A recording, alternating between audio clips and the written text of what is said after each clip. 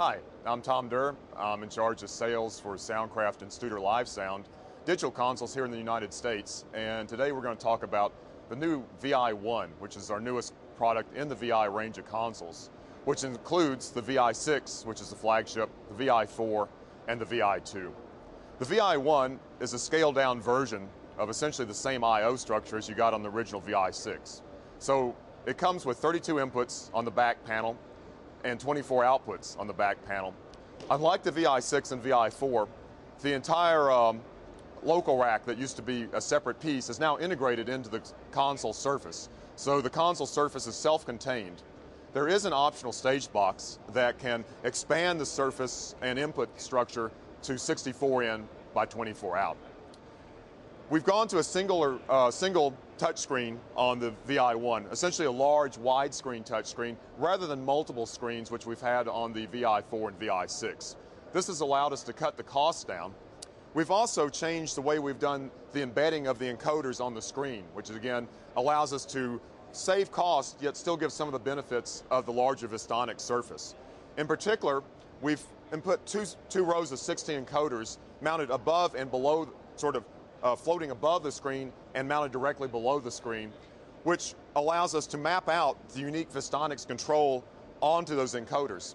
So if I need to control something on a channel, and this is something that we've done since the Vi6, and one of the things that's most loved about the console is the speed of operation, the speed of use, and the familiarity to an analog console user walking up to the console for the first time.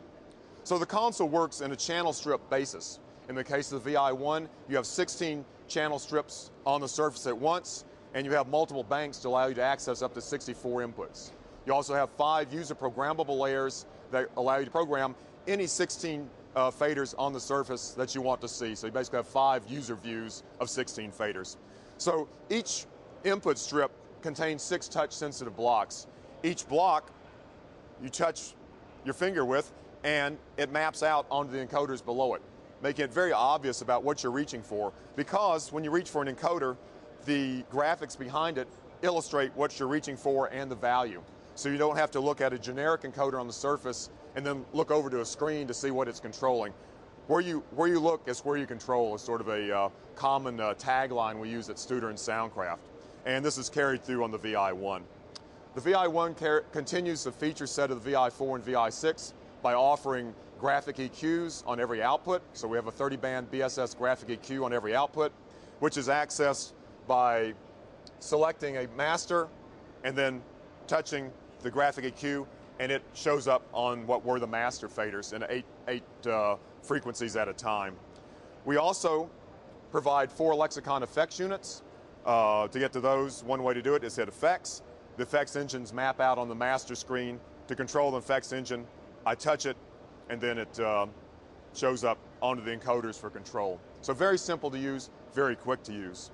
The Vi1 continues the sonic quality of the Vi6 and Vi4 using 40-bit floating point processing, high-quality mic preamps, which again is a calling card for both Studer and Soundcraft.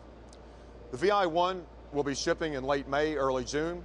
It's available, its list price is $25,000 without the stage box. The stage box is an additional cost option.